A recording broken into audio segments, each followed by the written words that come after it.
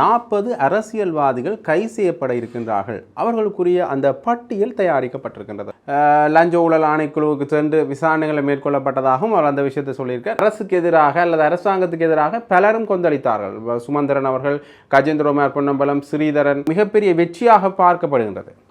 இந்த தமிழ் கட்சி தலைவர்கள் மற்றும் இந்த நிலம் சார்ந்த நபர்கள் அல்லது தமிழ் மக்களுக்கு கிடைத்த ஒரு வெற்றியாக அல்லது இந்த போராட்டத்தின் விளைவாகத்தான் சுமந்திரன் அவர்கள் முதலமைச்சர் வேட்பாளராக வந்தால் நீங்கள் என்ன செய்வீங்க? அவங்களை ஏதாவது ஒரு தும்புத்தடியாவது நிப்பாட்டி அவருக்கு பதிலடி கொடுப்பான். நடைபெற்றிருக்கிறதுக்கு காரணம் தமிழ் மக்களுடைய நியாயமான நிலைப்பாடுகள் எதையும் மதிக்களிக்காமல் அவர்கள் ஒருதலைபட்சமாக தாம் காரியப்பர் அவர்களுடைய பேச்சும் அவருடைய ஒத்துழைப்பும் மிகவும் முக்கியம். என்றால் அவர் எங்களுடைய அந்த ஒத்துழைப்பு பிரேரணையை முழுமையாக ஆதரித்து தமிழ் பேசும் மக்களாக தமிழரையும் முஸ்லீம் மக்களையும் பிரிக்க முடியாத வகையிலே தமிழ் பேசும் மக்களாக நாங்கள் அணிதிரண்டது. நாங்கள் ஒரு தும்புத்தடியை நிறுத்தலாம் என்று நினைக்கிறோம்.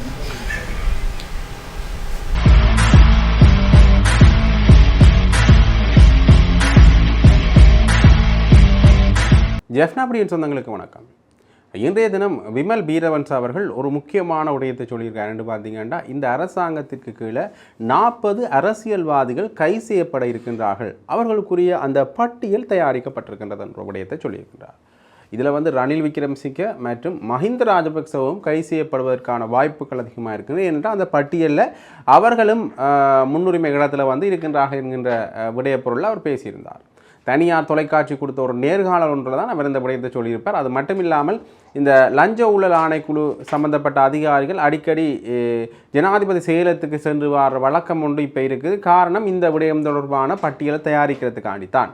அது மட்டும் இல்லாமல் இந்த உள்ளூராட்சி சபை தேர்தல் முடிவடைஞ்ச கையோடு இந்த பட்டியலும் தயாரிக்கப்பட்டுட்டு அப்போ உடனடி கைதுகளில் நடப்பதற்கான சாத்தியக்கூறுகளும் இருக்கின்றது என்று அவர் சொல்லியிருப்பார். தான் முன்னே நாட்களில் பாராளுமன்றத்தில் இருக்கின்ற பொழுது சில விடயங்கள் தொடர்பாக லஞ்ச ஊழல் ஆணைக்குழுவுக்கு சென்று விசாரணைகளை மேற்கொள்ளப்பட்டதாகவும் அவர் அந்த விஷயத்தை சொல்லியிருக்கார். ஏற்கனவே இந்த தேசிய மக்கள் சக்தி ஆட்சிக்கு வந்த பிறகு அவர்கள் சொன்ன வார்த்தைகளில் குறிப்பிடத்தக்க சில வார்த்தைகள் உண்டு என்று பார்த்தீங்கன்னா, இந்த லஞ்ச ஊழலில் ஈடுபட்ட அரசியல்வாதிகள் உடனடியாக கை செய்யப்படுவார்கள் என்பதுதான். இருந்தாலும் கூட சந்தர்ப்ப சூழ்நிலையோ என்னோ தெரியவில்லை, அவர்கள் தொடர்ந்துமே இந்த கைதுகள் தொடர்பான இழுத்தடிப்புகளை தான் செய்து வருகின்றார்கள். அது மட்டும் இல்லாமல் கொலை கொள்ளை சம்பவங்களிட முன்னர் ஈடுபட்டவர்கள் உடனடி கைது செய்யப்படுவார்கள் என்றும் சொன்னார்கள். அந்த வகையில் அதில் குறிப்பாக பிள்ளையானவர்கள் கைது செய்யப்பட்டார். அடுத்தது உயிர்த்த நேர தாக்குதல். இந்த 3 விடயங்களும் இவர்கள் முன்வைத்த கைது சம்பந்தமான விடயங்கள். ஆனால் அதில் பிள்ளையான தவிர பெரும்பாலான முக்கிய தலைவர்கள் கைது செய்யப்படவில்லை. ஆகவே அந்த வகையில் விமல் வீரவன்ச அவர்கள் இந்த அரசாங்கம் சம்பந்தமாக இந்த கருத்தை சொல்லியிருக்கிறார். ஆக இதை எந்த அளவுக்கு செயற்படுத்த போன்றார்கள் என்பதை தான் நாங்கள் பார்க்கணும். ஏனென்றால் யாருமே சொல்லலாம் இப்படி ஒரு பட்டியல் தயாரிக்கப்பட்டிருக்கின்றது, விரைவில் கைது செய்யப்படுவார்கள் என்று சும்மா பரபரப்புக்காண்டி சொல்லலாமே தவிர, ஆனால் எந்த அளவுக்கு இது சாத்தியப்பாடாக இருக்கின்றது, எந்த அளவுக்கு இந்த பட்டியலில் இருக்கிறவர்கள் கைது செய்யப்படுவார்கள், குறிப்பாக மஹிந்த ராஜபக்ச, ரணில் விக்ரமசிங்கே அவர்கள் கைது செய்யப்படுவார்கள் என்று சொல்லியிருக்கின்றார். ஆனால் அந்த விடயம் எந்த அளவுக்கு சாத்தியப்பாடாக இருக்கின்றது என்றதை நாங்கள் பொறுத்திருந்தான் பார்க்கணும். தொடர்ந்துமே பார்க்கலாம் என்ன நிலைப்பாடில் இந்த அரசாங்கம் இருக்குது என்பதை இந்த கைதுகள் சம்பந்தமாக. அடுத்ததாக இன்னொரு முக்கியமான விஷயத்தையும் பார்க்கணும் என்ன பார்த்தீங்கன்னா, இந்த காணி சுவீகரிப்பு சம்பந்தமான விடயம்.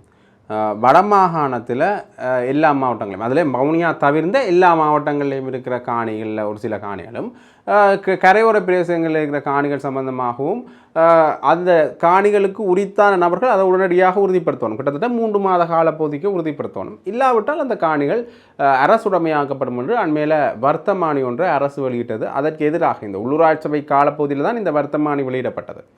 அப்போ இந்த பிரச்சார நடவடிக்கைகள் மேற்கொள்ளப்பட்டு கொண்டிருக்க அப்போ அது தொடர்பாக அரசுக்கு எதிராக அல்லது அரசாங்கத்துக்கு எதிராக பலரும் கொந்தளித்தார்கள்.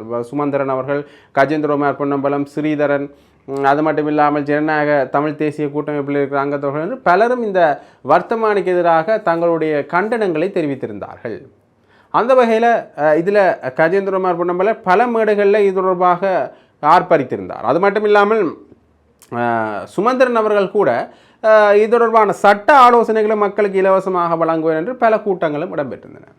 அந்த வகையில் இந்த வர்த்தமானி அறிவித்தல் திரும்ப பெறப்பட்டிருக்கின்றது. காணி அமைச்சு சம்பந்தமாக லால்காந்த் அவர்கள் இந்த வர்த்தமானி ஒருத்தர் திரும்ப பெறப்பட்டிருக்கின்றது என்ற விடயத்தை தெரியப்படுத்தியிருக்கின்றார். இவர்கள் முன்னைய நாட்களில் பேசுகின்ற பொழுது, இந்த வர்த்தமானி ஒருத்தர் வெளியிட்ட பிறகு இது தொடர்பாக பேசுகின்ற பொழுது, இது மக்களது காணிகளை மீள கையளிக்கின்ற ஒரு நிகழ்வு தான் என்று பார்த்தீங்கன்னா சிலருக்கு இதில் உறுதி இல்லை. சில காணி தொடர்பான குழப்பங்கள் மக்கள்கிட்ட இருக்குது. அப்போ அதுகளை தீர்க்கிறதுக்காணி தான் நாங்கள் இப்படி செய்த நாங்கள் என்று அவர் சொல்லியிருந்தார்கள். ஆகவே இப்போ அவர்கள் மீள பெற்றுட்டார்கள். இனி மக்களுக்கு என்ன குழப்பம் பெறப்போகுதுன்றதையும் நாங்கள் பார்க்க வேண்டிய ஒரு தேவைப்பாடு இருக்கிறது. இதைத்தான் அவர்கள் காரணமாக சொல்லியிருந்தார்கள். இனி மக்களோட காணிகள் சம்பந்தமாக குழப்பங்கள் வரப்போதான்றதை நாங்கள் பொறுத்திருந்து பார்க்கணும். அது மட்டும் இல்லாமல் இது ஒரு மிகப்பெரிய வெற்றியாக பார்க்கப்படுகின்றது. இந்த தமிழ் கட்சி தலைவர்கள் மற்றும் இந்த நிலம் சார்ந்த நபர்கள் அல்லது தமிழ் மக்களுக்கு கிடைத்த ஒரு வெற்றியாக அல்லது இந்த போராட்டத்தின் விளைவாகத்தான் நாங்கள் இதை பார்க்க வேண்டும். அந்த வகையில் சுமந்திரன் அவர்கள் பேசுகின்ற பொழுது கூட தான் அரசை எச்சரித்த பல விடயங்களை அதில் சொல்லியிருந்தார். அதாவது அரசு அந்த வர்த்தமானி அறிவித்தல் கொண்டு வரப்பட்ட உடனேயே அரசாங்கத்துக்கு உடனடியாக இந்த அறிவித்தலை நாங்கள் வெளியிட்டிருந்தோம். ஒரு கடிதம் ஒன்று அனுப்பியிருந்தோம். அந்த கடிதத்தில் உடனடியாக இந்த வர்த்தமானி திரும்ப பெற வேண்டும் என்று அவர் சொல்லியிருந்தார். ஏற்கனவே ஒரு தேர்தல் பிரச்சாரத்தில் சொல்லிக்க என்ன சொல்கிறாருன்னு பார்த்தீங்கன்னா, இந்த வர்த்தமானி திரும்ப பெறாவிட்டால் ஜனாதிபதி அன்ரோ மாரஸ்நாயக்க ஜாழ்ப்பாணத்துக்கு கால் வைக்க கூட விட மாட்டேன் நாங்கள் என்று அச்சுறுத்தியிருந்தார். அச்சுறுத்தல் என்று சொல்லிக்க என்னென்னு பார்க்கணும்னா இதை ஒரு கண்டனம் தெரிவித்திருந்தார். ஆக இப்படியாக பல பேர், அது மட்டும் இல்லாமல் கஜேந்திரகுமார் பொன்னம்பலம் அண்மையில் இந்த ஊடக சந்திப்பு முன்வைக்க ஒரு விஷயத்தை சொல்கிறார். இன்றைய தினம் முன்வைச்ச ஊடக சந்திப்பில் இந்த காணி திரும்ப பெறப்பட்ட விஷயம் உண்மையிலேயே ஒரு நல்ல விடயம். அது மட்டும் இல்லாமல் அரசு தாங்கள் செய்தது தவறு என்பதை ஒப்புக்கொண்டு விட்டது என்ற பொருள்பட அவர் பேசியிருந்தார். அண்மையில் ஒரு தனியார் ஊடகம் ஒன்று கொடுத்த நேர்காணலையும் அவர் இந்த விஷயத்தை சொல்லியிருந்தார். அரசு இந்த விடயத்தை திரும்பப்பட்டிருக்கின்றது. ஆகவே இந்த விடயம் சம்பந்தமாக நாங்கள் பார்க்கின்ற பொழுது அதாவது இந்த அரசுண்ட பின்னடைவு சம்பந்தமாக அல்லது பின்வாங்கல் சம்பந்தமாக நாங்கள் இதில் பேசணும் என்று அவர் சொல்லியிருந்தார் அரசாங்கத்தில், இப்போ ஆளுங்கட்சியிட்ட. ஆகவே இந்த வர்த்தமானி அறிவித்தல் தொடர்பாக பேசுகின்ற எல்லோரும் இந்த விடயத்தை குறிப்பிடுகின்றார்கள். இந்த அரசாங்கத்தின் இந்த அரசாங்கம் செய்த ஒரு தவறான விடயமாக இது பார்க்கப்படுகின்றது. அது மீளப்பெறப்பட்டது இந்த போராட்டத்தினுடைய வெற்றியாக எல்லா அரசியல்வாதிகளாலும், தமிழ் தேசிய பிறப்பில் பயணிக்கிற அரசியல்வாதிகளால் பேசப்படுகின்றது. அந்த வகையில் சுமந்திரனும் கஜேந்திரகுமார் பொன்னம்பலம் அவர்களும் இதை கொஞ்சம் தெளிவாக அல்லது கொஞ்சம் இன்னும் அழுத்தமாகவே கூறியிருந்தார்கள் என்றுதான் கூற வேண்டும். அடுத்ததாக இன்னொரு முக்கியமான கேள்வி இந்த கஜேந்திரகுமார் பொன்னம்பலம் அவர்கள்ட்ட இந்த ஊடக சந்திப்பில் கேட்கப்படுது. அதாவது விஜித கேரத்தவர்கள் இனப்படுகொலைகள், இன அழிப்பு என்ற வார்த்தையை பயன்படுத்தினாலே அவர்கள் கைது செய்யப்படுவார்கள், அவர்கள் மேலே சட்ட நடவடிக்கை எடுக்கப்படும் என்று சொல்லியிருந்தார். இது தொடர்பாக உங்களோட கருத்து என்னென்னு கேட்டிங்கன்னா, அவருக்கு சட்டம் தெரியாது. உடன் அந்த கேள்வி கேட்டால் இது தொடர்பாக கஜேந்திரகுமார் பொன்னம்பலம் அவருடைய கருத்து என்னென்று ஒரு ஊடகவியலாளர் கேட்ட இடத்துல உடனடியாக அவருக்கு சட்டம் தெரியாதுன்னு சொல்லிட்டு அதை கடந்து போகிறதையும் அந்த ஊடக சந்திப்பில் நாங்கள் பார்க்கக்கூடிய மாதிரி இருந்தது. இதான் அந்த ஊடக சந்திப்பில் சாராம்சம். அது மட்டும் இல்லாமல் இன்னொரு முக்கியமான விஷயத்தை நாங்கள் பார்க்கணும் என்று பார்த்தீங்கன்னா, இந்த திருவோணமலையில் குச்சவெளி மூதூர் பிரதேச சபைகளில் இந்த முஸ்லீம் காங்கிரஸும் தமிழரசு கட்சியும் இணைந்து கூட்டாக பயணிப்பது என்கின்ற ஒரு ஒப்பந்தம் இன்றைய தினம் கைச்சாத்திடப்பட்டிருக்கின்றது. ஏற்கனவே இந்த உள்ளூராட்சி சபைகளில் கூட்டணி அமைத்தால்தான் இந்த சபைகளை கைப்பற்ற முடியும், ஆட்சி அமைக்க முடியும் என்கின்ற ஒரு நிலைப்பாடு பெரும்பாலான சபைகளில் இருக்குது. அதிக வாக்குகளை பெற்றால் மட்டும் போதாது, பெரும்பான்மையை பெறுவதற்கான கூட்டணிகள் தேவைப்படுகின்றன. அந்த வகையில் திருவோணமலையில் இந்த ஒரு நிலைப்பாடு எட்டப்பட்டிருக்கின்றது. ஜூன் 2ஆம் தேதிக்கு முன்னதாக இந்த முதல்வர்கள் அறிவிக்கப்பட வேண்டும், தவிசாளர்கள் முதல்வர்கள் அறிவிக்கப்பட வேண்டும் என்று தேர்தல் ஆணையம் தெரிவிச்சிருக்கின்றது. அப்போ அதற்கான செயற்பாடுகளில் கொஞ்சம் முழுவீச்சில் இந்த ஆட்சியாளர்கள் அல்லது இந்த வேட்பாளர்கள் கட்சிகள் இயங்கிக் கொண்டிருக்கின்றதான் சொல்லணும். அடுத்ததாக இன்னொரு முக்கியமான விஷயத்தையும் நாங்கள் இதில் பார்க்கணும். என்னென்னு பார்த்தீங்கன்னா, இந்த ஊடக சந்திப்பு அண்மையில் கஜேந்திரகுமார் பொன்னம்பலம் அவர்கள் வைத்திருந்தாருன்னு சொல்லியிருந்தோம். அதில் ஒரு முக்கியமான விஷயத்தை சொல்லியிருக்காரு என்று பார்த்தீங்கன்னா, இந்த சுமந்திரன் அவர்கள் முதலமைச்சர் வேட்பாளராக நிறுத்தப்படுவார் என்கின்ற ஒரு பேசு பொருள் போய்கொண்டிருக்கிறது. இதை 2 நிலைப்பாடில் நாங்கள் பார்க்கணும். கொண்டு என்னென்னு பார்த்தீங்கன்னா, ஏற்கனவே தமிழரசு கட்சிக்கு சுமந்திரன் தான் முதலமைச்சர் வேட்பாளராக வருவார் என்று ஒரு சிலர் தங்களுடைய கருத்துக்களை கூறி வருகின்றார்கள். முன்னை நாட்களில் சுமந்திரன் இது தொடர்பாக பேசுகின்ற பொழுது, முதலமைச்சர் வேட்பாளர் சம்பந்தமாக பேசுகின்ற பொழுது என்ன விஷயத்தை சொல்லியிருந்தார் என்று பார்த்தீங்கன்னா, ஸ்ரீதரன் அவர்கள் முதலமைச்சர் வேட்பாளராக போட்டியிடுவதற்கான வாய்ப்புகள் இருக்கின்றது. அப்படி போட்டியிட்டால் அந்த ஸ்ரீதரனுடைய பாராளுமன்ற உறுப்பினர் வெற்றிடத்துக்கு நான் வருவேன் என்கின்ற விடயஸ்தானத்தில் பேசியிருந்தார். உடனடியாக அதற்கு ஸ்ரீதரனும் அதற்கு அடுத்த நாட்களில் அதற்கான மறுப்பை தெரிவிச்சிருந்தார். இதில் அவர்கள் மறைமுகமாக ஒரு பனிப்போர் நடந்து கொண்டிருக்கின்றது என்று தெரியும். அது ஒரு பக்கம் இருக்கட்டும். ஆக இது சுமந்திரன் நிலைப்பாடு இல்லை என்றதுக்கு இது உதாரணம். முதலமைச்சர் வேட்பாளராக அவர் வரமாட்டார் என்றதோ அல்லது அவருடைய நிலைப்பாடு இது இல்லையே என்றதுக்கும் அவர் நேரடியாக சொன்ன உதாரணம் இது. மற்றும்படி மறைமுகமாக சமூக வலைத்தளங்கள்லேயும் சரி பொது வெளியிலேயும் சரி தமிழரசு கட்சிக்குள்ள ஒரு சிலராலையும் இந்த சுமந்திரன் அவர்கள் முதலமைச்சர் வேட்பாளராக வரக்கூடிய சாத்தியக்கூறுகள் இருக்கின்ற விடய பொருளில் பேசப்பட்டது. அந்த வகையில் இந்த அண்மையில் அது அன்றைய தினம் இவர் கஜேந்திரகுமார் பொன்னம்பலம் அவர்கள் வைத்த ஊடக சந்திப்பிலையும் இது தொடர்பாக பல கேள்விகள் எழுப்பப்பட்டன. அதில் குறிப்பாக இந்த சுமந்திரன் அவர்கள் முதலமைச்சர் வேட்பாளராக வந்தால் நீங்கள் என்ன செய்வீங்க என்ற கஜேந்திரகுமார் பொன்னம்பலம் உடனடியாக என்ன விஷயத்தை சொல்லியிருக்கான்னு பார்த்தீங்கன்னா, அவர் முதலமைச்சர் வேட்பாளர் வந்தால் நாங்களும் ஏதாவது ஒரு தும்புத்தடியாவது நிப்பாட்டி அவருக்கு பதிலடி கொடுப்போம்.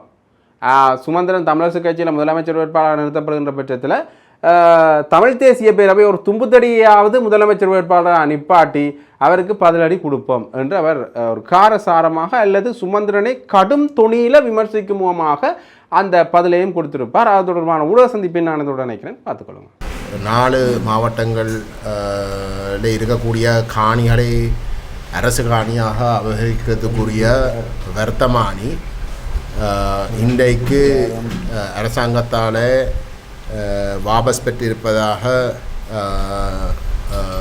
செய்திகள் ஊடாக உறுதிப்படுத்தப்பட்டிருக்கின்றது. அத்தோடு காணி அலுவலகமும் அந்த வர்த்தமானி வாபஸ் பெறப்பட்டு இருக்கின்றதை உறுதிப்படுத்தியிருக்கின்றது. அந்த வகையிலே இந்த வடமாகாணத்திலே இருக்கக்கூடிய மக்களுக்கு ஒரு மிக மோசமான ஒரு பின்னடைவு வரக்கூடிய அந்த ஆபத்திலிருந்து இந்த வர்த்தமானி வாபஸ் பெற வைத்திருப்பது உண்மையிலே ஒரு பெரும் வெற்றி என்றதைத்தான் நாங்கள் சொல்ல வேண்டும். அந்த வகையிலே முதல் கட்டமாக நாங்கள் பாராளுமன்றத்திலே இந்த விடயத்தை மிகப்பெரிய லெவலே கொண்டு சென்று ஒரு பாரிய ஒரு அழுத்தத்தை ஏற்படுத்துவதற்கு பல நடவடிக்கைகளை மேற்கொண்டிருந்தோம். அந்த வகையில் நான் பாராளுமன்றத்தில் ஒரு ஒத்துழைப்பு பிரேரணையை முன்மொழித்த பொழுது அதை வழிமொழித்து அதை ஆதரித்த பாராளுமன்ற உறுப்பினர் தமிழ் அரசு கட்சியுடைய பாராளுமன்ற குழுத் தலைவர் ஸ்ரீதரன் அவர்களுக்கு நான் நன்றி தெரிவிக்க விரும்புகின்றேன். அத்தோடு தமிழரசு கட்சியுடைய பாராளுமன்ற குழு உறுப்பினர்கள் அந்த விவாதத்தோடு கலந்து கொண்டு அதுக்கு ஒத்துழைத்ததும், அதே போன்று வைத்தியர் அர்ச்சுனா அவர்களும் அந்த ஒத்துழைப்பு பிரேரணையை கலந்து கொண்டு எங்களுடைய கருத்துக்களை முழுமையாக ஆமோதித்து ஆதரித்து கதைச்சதுக்கு அவருக்கும் நன்றியை கூறி, 2ஆம் கட்டமாக இந்த தமிழ் தேசிய பேரவை உங்களுக்கு தெரியும், கொழும்பில் இருக்கக்கூடிய வெளிநாட்டு தூதரகங்களை நாங்கள் இந்த விடயம் சம்பந்தமாக குறிப்பாக இந்த வர்த்தமானி வாபஸ் பெற்றே ஆக வேணும் என்ற விடயத்தை வலியுறுத்தி தொடர் சந்திப்புகளை நாங்கள் மேற்கொண்டிருந்தோம். அந்த தூதரகங்கள் எங்களுக்கு வாக்குறுதி வழங்கினவை தாங்கள் அரசாங்கத்தோடு இந்த பிரச்சனையை எழுப்பி அதுக்குரிய ஒரு நியாயத்தை பெற்றுக் கொடுப்பதாக எங்களிடம் வாக்குறுதி வழங்கியிருந்தவை. அவர்களுக்கும் நாங்கள் ஒரு மிகப்பெரிய ஒரு நன்றியை கூற விரும்புகின்றோம். உண்மையிலே அவர்களுடைய அழுத்தங்கள் இந்த விடயம் சம்பந்தமாக பிரயோகிக்கப்பட்டிருக்காவிட்டால் இந்த அரசாங்கம் இந்த வர்த்தமானியை வாபஸ் பெற்றிருக்க மாட்டோம் என்றது எங்களுக்கு நன்றாக தெரியும். இந்த அரசாங்கம் எங்களுடைய கருத்துக்களை மட்டும் கேட்டு நாங்கள் நியாயத்தை சொல்லுகின்ற பொழுது அந்த கருத்துக்களை கேட்டு நடந்து கொள்வதாக இருந்தால் இந்த இனப்பிரச்சனை வந்து இருந்திருக்காது. அப்படி இல்லாமல் வந்து இந்த பிரச்சனை இவ்வளோத்துக்கு மோசமாக நடைபெற்று இருக்கிறதுக்கு காரணம் வந்து தமிழ் மக்களுடைய நியாயமான நிலைப்பாடுகள் எதையும் மதிக்களிக்காமல் அவர்கள் ஒருதலைபட்சமாக ஒரு இனவாத கோணத்தில் வந்து முடிவுகள் எடுக்கிற காரணமாகத்தான் இந்த இனப்பிரச்சனை இந்தளவு தூரத்துக்கு வளர்ந்திருக்கின்றது. அந்த வகையிலே வந்து பாராளுமன்றத்தில் வந்து நாங்கள் இந்த பிரச்சனையை அரசியல் ரீதியாக கிளப்பி கணிசமான அழுத்தங்களை போட்ட பொழுது எங்களுடைய அந்த முயற்சிகள் என்று சொல்லுகின்ற பொழுது தமிழ் பாராளுமன்ற உறுப்பினர்கள் இணைந்து எடுத்த அந்த முயற்சிகளை கொச்சைப்படுத்துகின்ற வகையிலே அரசாங்கத்துடைய கருத்துக்கள் அமைந்திருந்தது. அந்த ஒத்திவைப்பு பிரேரணையிலே கூட திரு விமல் ரத்நாயக்கருடைய பேச்சை நீங்கள் கேட்டீர்களாக இருந்தால் அது எங்களை நிராகரிக்கிற வகையிலே தான் அவருடைய கருத்துக்கள் அமைந்திருந்தது. அது மட்டுமல்லாமல் வந்து தேசிய மக்கள் சக்தியுடைய யாழ்ப்பாணத்தை சார்ந்த ஒரு பாராளுமன்ற உறுப்பினர் பேசியிருந்தார். வந்து அவரும் வந்து அந்த வர்த்தமானியை முற்றுமுறையாக வந்து நியாயப்படுத்தி நாங்கள் தேவையில்லாமல் வந்து குழப்பம் என்ற கோணத்தில் தான் அந்த கருத்துக்கள் வந்து அந்த அந்த அந்த இடத்துல தெரிவு செய்திருந்தது.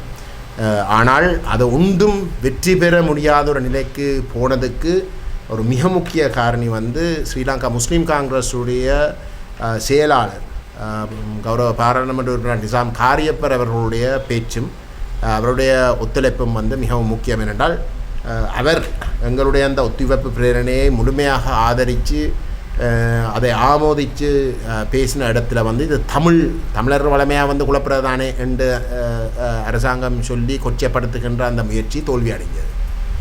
ஆகவே ஸ்ரீலங்கா முஸ்லீம் காங்கிரஸுக்கும் விசேஷமாக திரு ஜனாதிபதி சட்டத்தின் நிசாம் காரியப்பர் அவர்களுக்கும் வந்து நாங்கள் அந்த ஒத்திவைப்பு பிரேரணையில் வந்து ஒரு மிகவும் முக்கியமான ஒரு உரை ஒன்று ஆட்டினதுக்கு வந்து நாங்கள் நன்றியை சொல்ல விரும்புகின்றோம். அதே போன்று அவர் அதுக்கு பிறகும்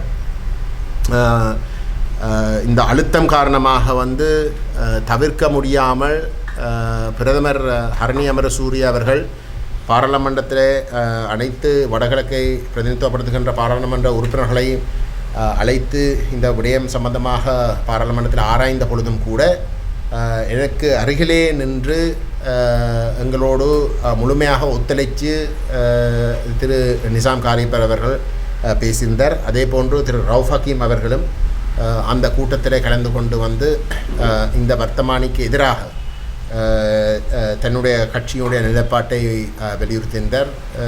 ஆகவே இது அனைத்து ஒரு கூட்டு முயற்சி வந்து மிகவும் வெற்றிகரமாக இந்த முடிவை ஏற்படுத்தியிருக்கின்றது. நான் முக்கியமாக சொல்ல வேண்டும், இந்த வர்த்தமானி தொடர்பாக நாங்கள் எடுத்த நடவடிக்கை இந்தளவுக்கு ஒரு முக்கியமானது என்பதையும் தமிழ் முஸ்லீம் மக்கள் விளங்கி கொள்ள வேண்டும். இந்த வர்த்தமானி கொண்டு வரப்பட்டது ஒரு அரசாங்கம் 3/2க்கும் விட ஒரு மகத்தான ஒரு ஆணையை பெற்றிருக்கின்ற ஒரு அரசாங்கத்தால் தமிழ் மக்களையோ முஸ்லீம் மக்களையோ தனித்தனியாக வந்து கருத்திலேயே எடுக்க தேவையில்லை. அவர்களோட கருத்துவாக்கமே வந்து தமிழ் மக்கள் முஸ்லீம் மக்களுங்க தங்களுக்கு தான் வாக்களிச்சிருக்கு, தங்களுக்கு தான் ஆணையை கொடுத்திருக்கு. அப்படி இருக்கவும் வந்து இன்றைக்கு தமிழ் பேசும் மக்களாக தமிழரையும் முஸ்லீம் மக்களையும் பிரிக்க முடியாத வகையிலே தமிழ் பேசும் மக்களாக நாங்கள் அணிதிரண்டது, அரசியல் ரீதியாக நாங்கள் பாராளுமன்றத்திலேயும் நாங்கள் விவாதித்ததும் ஒரு மகத்தான ஆணையை பெற்றதாக சொல்லி கொண்டு இருக்கக்கூடிய தேசிய மக்கள் சக்தியும் கூட அதை தட்டி கழிக்க முடியாத ஒரு நிலைக்கு நாங்கள் கொண்டு வந்தோம். அது மட்டும் இல்லாமல் வந்து தமிழ் கட்சிகள் என்று எடுத்துக்கொண்டால் வந்து தமிழ் கட்சிகளுக்கு இடையிலே வந்து பாராளுமன்றத்தில் வந்து மிகவும் ஒரு ஒத்துழைப்போடு நாங்கள் இந்த விஷயத்தை கையாண்டது என்றது ஒரு மிகச்சிறந்த ஒரு முன்னுதாரணம்.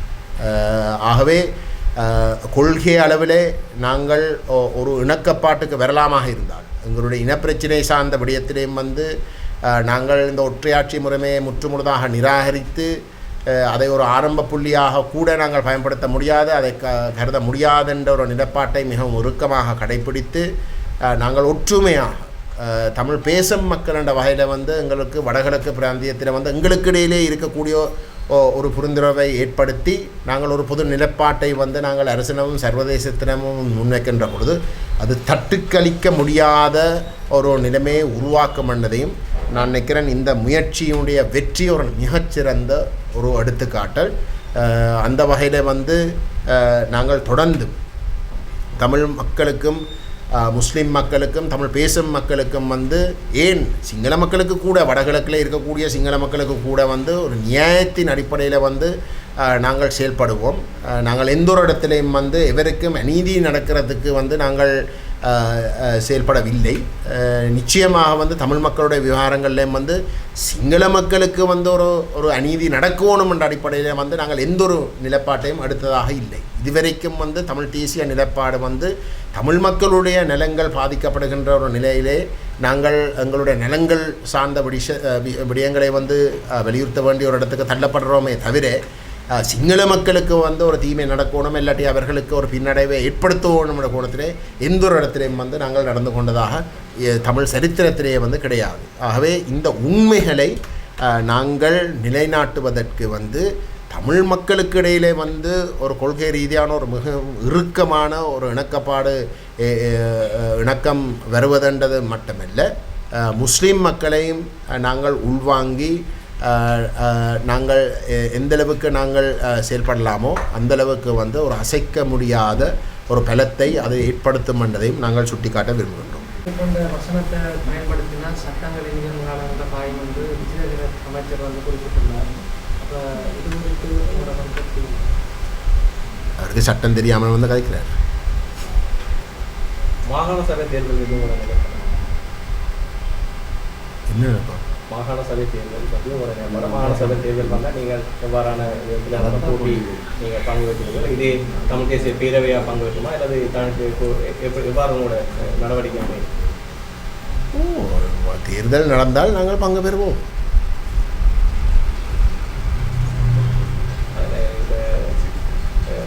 தமிழரசு கட்சியில் இப்போவே சொல்லப்படுகிறது முன்னாள் பாராளுமன்ற உறுப்பினர் எம்ஏ சுமந்திரன் அவர்கள் முதலமைச்சர் வேட்பாளர். உங்கள் தரப்பில் அவ்வாறு ஏதாவது முன்மொழிகள் இருக்கிறதா? யார் முதல்வர் வேட்பாளர் அப்படி ஏதாவது முன்மொழிகள் ஏதாவது இருக்கிறதா, பேசப்பட்டிருக்கிறதா? என்ன இப்போதைக்கு வந்து அடிப்படுகிற பெயர்களை கருத்தில் கொண்டால் வந்து நாங்கள் ஒரு தும்பு தடியை நிறுத்தலாம் என்று நினைக்கிறோம்.